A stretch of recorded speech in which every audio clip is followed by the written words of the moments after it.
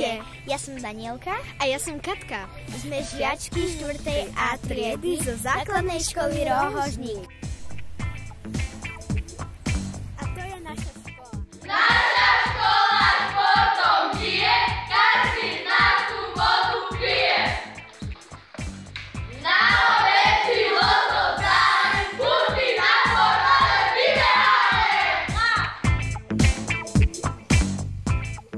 Od rána sa človek nezastaví, činky, fitko a či lopta nás všetkých baví.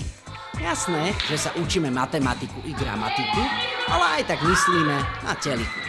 Hoci rozvrh hovorí jasne, nemyslí na hlúposti a píš básne. Slovenčinárka ťa pochváli a florbal či minihádzaná? Nemaj strach, učiteľky nič nezanedbali. Nielen žiaci makajú, u nás si šunky učitelia neváľajú. V zdravom tele, zdravý duch.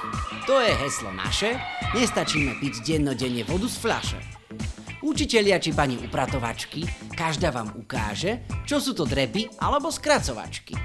Ráno vstanú i naše šéfky, šup do teplákov, idú všetky. Rotoped či Nordic Walking majú všetky v malíčku. Sú to dámy a nepotrebujú ešte paličku. Edith, to je naša football lady. A keď sa ti nedarí, prelomí všetky ľady.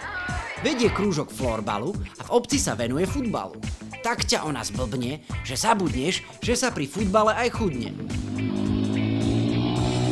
Maťa tá, keď si obuje jej mizuná, 10 kilometrov v Prahe každoročne v septembri za 47 minút dá.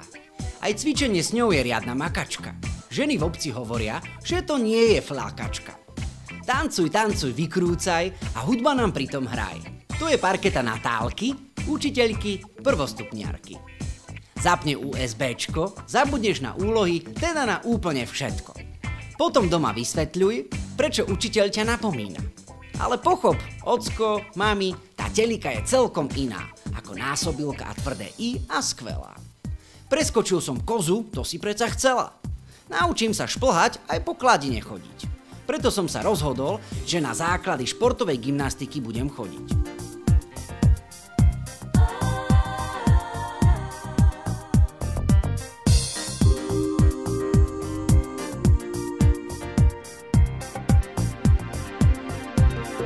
V škole máme veľa pohybu a popoludní musím do klubu. Workout, skate či akvabely, modrina z basketu už veľmi nebolí. A tak mládež, hýbte sa, skáčte a občas sa vyberte i do lesa. Odvaha vám nechýba, všetko vás to baví. Hlavne nech je sranda a kopec zábavy.